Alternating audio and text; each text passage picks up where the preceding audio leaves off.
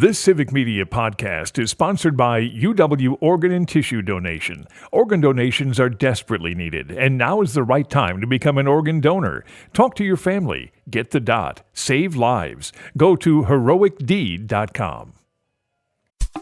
This is your WLAK Daily News Roundup for Lake Air, 107.5 FM and 1260 AM in Amory.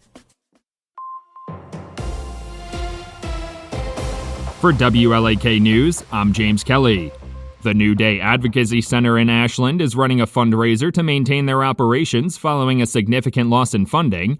Organization officials say they've been forced to cut 2 full-time and 2 part-time positions after losing around $300,000 in funding. The organization is looking to raise $20,000 through the fundraiser over the next few weeks. The funding had come from the Victims of Crime Act, but that funding was cut across the state from about $40 million to about $13 million. The Wisconsin Department of Transportation held a ribbon-cutting ceremony in Washburn County on Friday to mark the reopening of Highway 13. The road has been undergoing significant construction work over the past few months, including the installation of new pipes, utilities, and asphalt. The highway is a crucial transportation corridor for local businesses, which have struggled with fewer sales during the construction period. A second phase of construction on the highway is planned for the spring of 2027.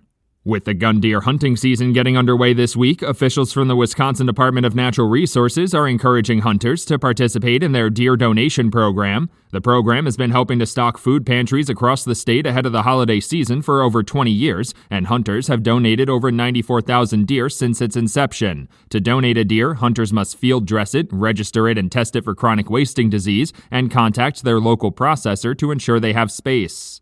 A Sawyer County man has been charged after being accused of shooting a handgun out a car window while driving in a residential neighborhood. According to law enforcement authorities, the 18-year-old suspect was charged with concealing a stolen firearm, criminal damage to property, and disorderly conduct with the use of a dangerous weapon. The initial shooting incident occurred in the area of Poppletown Road in Hayward and allegedly began when the suspect and 2 others attempted to enter a residence to collect a $30 debt. Wisconsin State Superintendent Dr. Jill Underly was in the Chippewa Valley on Friday, highlighting a proposal for an additional $60 million in funding for career and technical education programs. Dr. Underly toured the career and technical education programming at Chippewa Falls Senior High School. During the visit, she shared the details of her proposal, including the allocation of grant funding for CTE programs, increasing funding for 6 career and technical student organizations, and providing more software and technical support for the programs.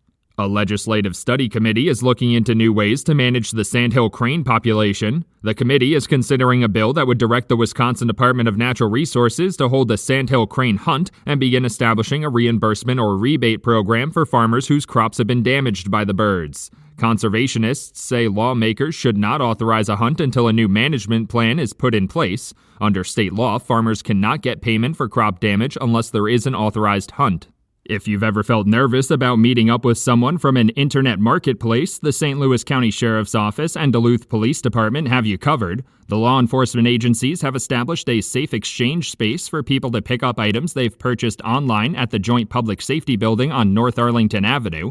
The space in the parking lot is marked with yellow paint and is under constant video surveillance. Officials say parents can also use the space for child custody exchanges if necessary.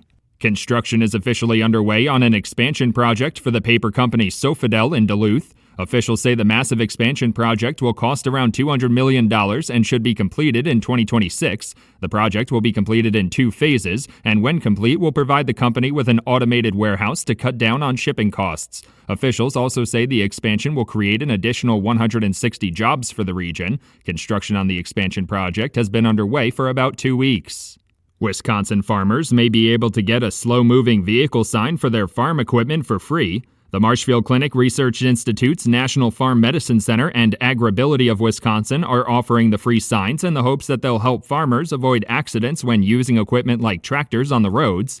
Any farmers interested in obtaining the free signs should contact Agribility. The signs must be mounted in the center of the back of the vehicle and be clean enough to ensure other drivers can clearly see them. The Wisconsin Department of Justice has announced that Wisconsin ranked first in the country for collecting unwanted medications on Drug Take-Back Weekend. According to a press release, over 55,000 pounds of unused or unwanted medications were collected this fall, with Texas ranking second with over 48,000 pounds. In total, Wisconsin ranks third for most pounds of medication collected all time with just over 1.3 million pounds. Officials are also reminding residents that there are over 500 permanent drug disposal boxes across the state. For WLAK News, I'm James Kelly. Badgers fire a coach. Hi, I'm Mike Clemens with sports. After just 2 years, the Badgers fired offensive coordinator Phil Longo. Wisconsin losing at home to Oregon Saturday, 16-3. Head coach Luke Fickell. There's a lot of things that you can, kind of point a finger at. Obviously, it's easiest to talk about the quarterback position, but I just think as a whole, there's just so many of those things that we just got to get better at in order to put ourselves in a position where it's not all on the shoulders of a quarterback. NFL, the Packers with a dramatic 20-19 win over the Bears after Green Bay defensive lineman Carl Brooks blocked Chicago's attempt to kick the winning field goal. I'm visualizing myself block the kick. I just wanted to do more. I just fired off the ball. To be honest, I ain't seen nothing. They ran the same formation, and I just got penetration and just wanted it more. Got a hand up. The NBA has fined the Bucks' Doc Rivers $25,000 after complaining about a controversial call by the refs in their loss to Charlotte. I thought the final play was the ref blowing a call. This is back-to-back games now. That's the Bucks' Doc Rivers with Sports. I'm Mike Clemens.